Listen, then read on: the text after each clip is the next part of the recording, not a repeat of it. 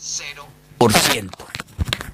¿Esa parte la entendemos o no la entendemos? No queda muy clara. ¿No queda muy clara? No. Mire, el Estado, el gobierno, mejor dicho, hace una presunción de lo que usted no va a recibir por concepto, ¿no? de esta renta presuntiva, ¿correcto? O sea, lo que cuesta su empresa. Sí, de lo que usted va a recibir, de los beneficios que usted va a recibir, ¿correcto?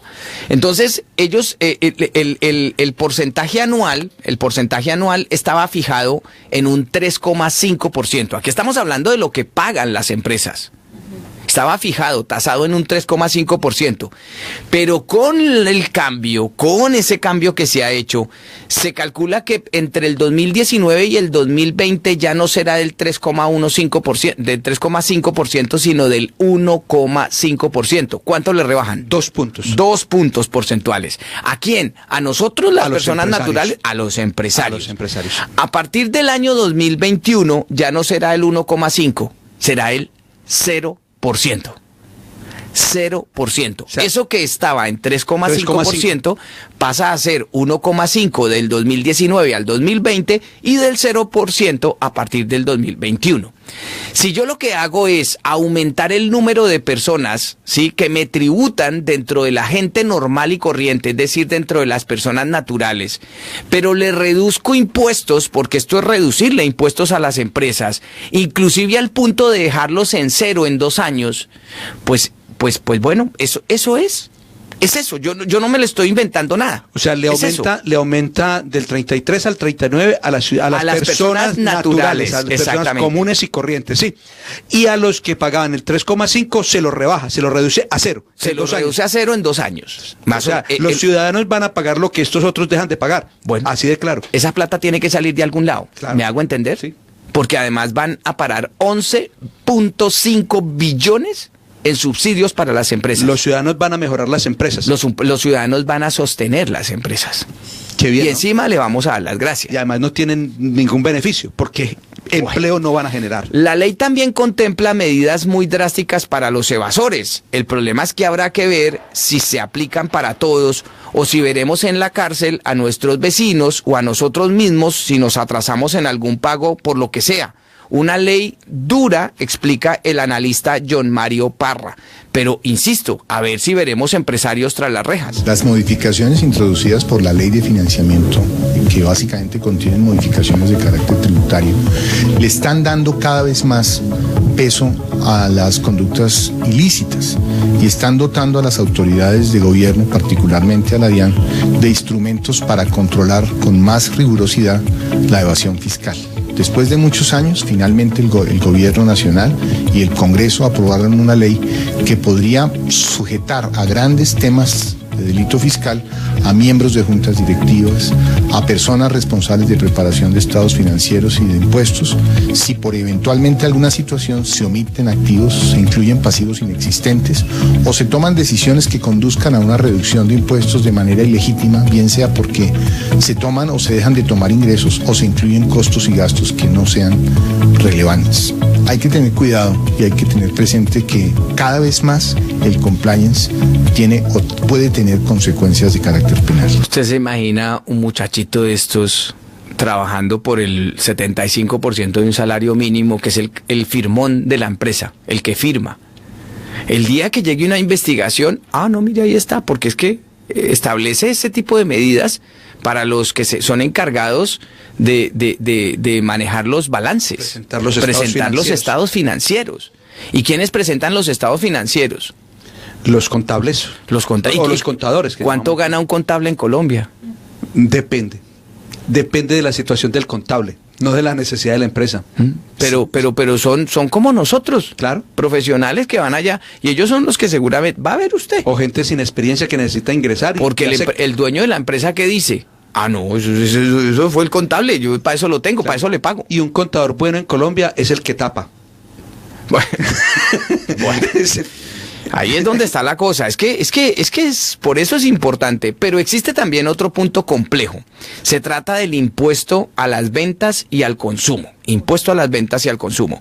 En este apartado se modificó el artículo 424 del Estatuto Tributario, en el cual se reglamentan los bienes que no causan estos impuestos. Ahora, estará excluida la venta de inmuebles, incluyendo la primera venta que se haga de un inmueble. Hasta aquí todo bien.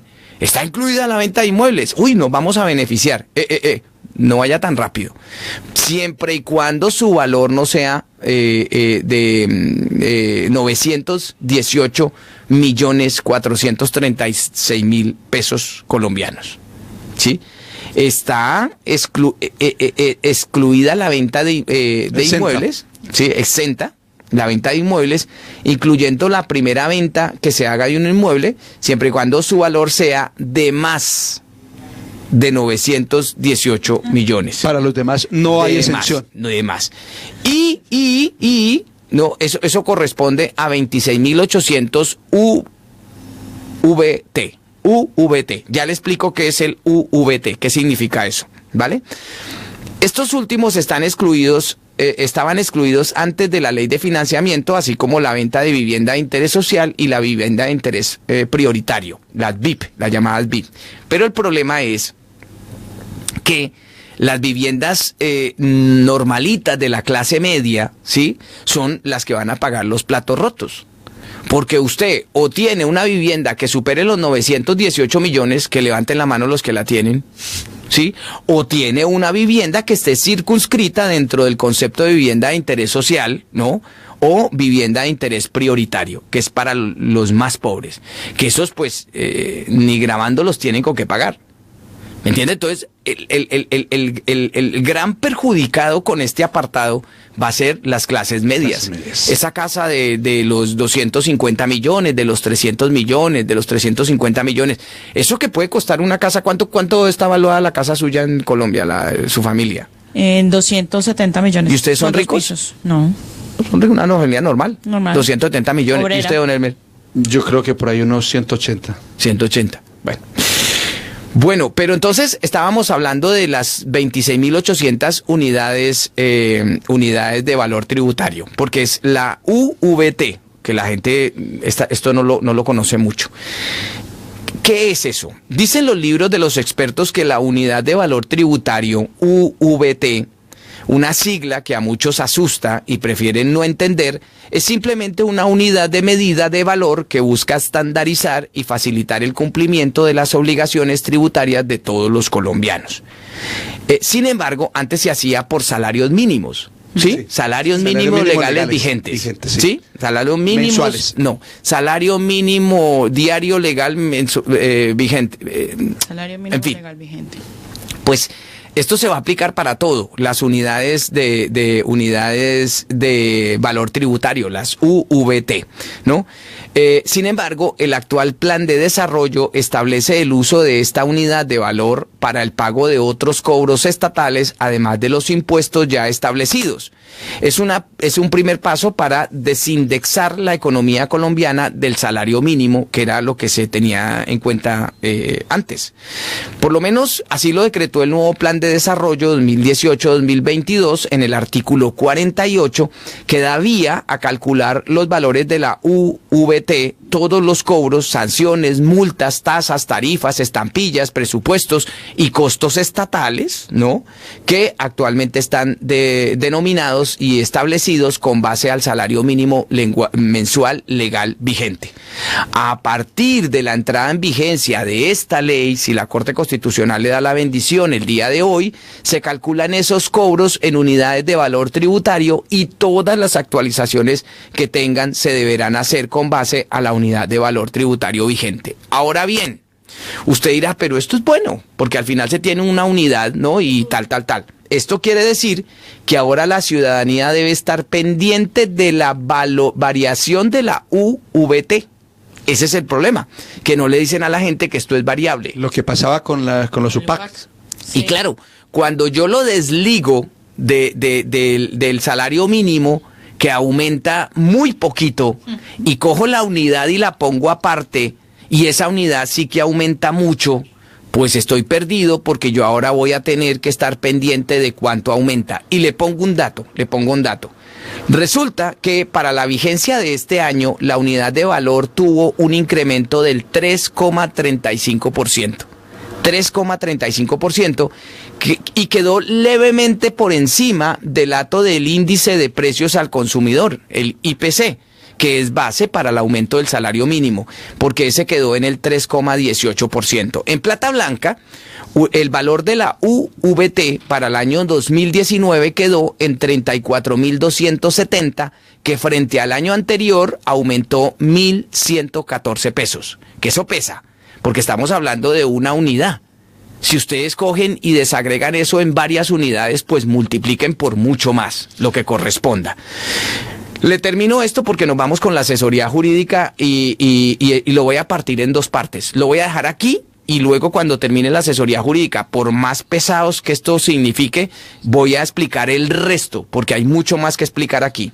La gran pregunta es, y es la pregunta que yo me estoy haciendo, la que yo me hago, yo Álvaro Hernández, ¿será la UVT el nuevo UPAC, la unidad de poder adquisitivo constante, que se aplicó para la compra de vivienda y que llevó a muchos colombianos, a que muchos colombianos tuvieran que incluso hasta suicidarse ante la pérdida de sus viviendas? ¿Se acuerda usted de ese episodio trágico de la economía? Lamentable. ¿Será eso? Bueno, vamos a ver qué pasa.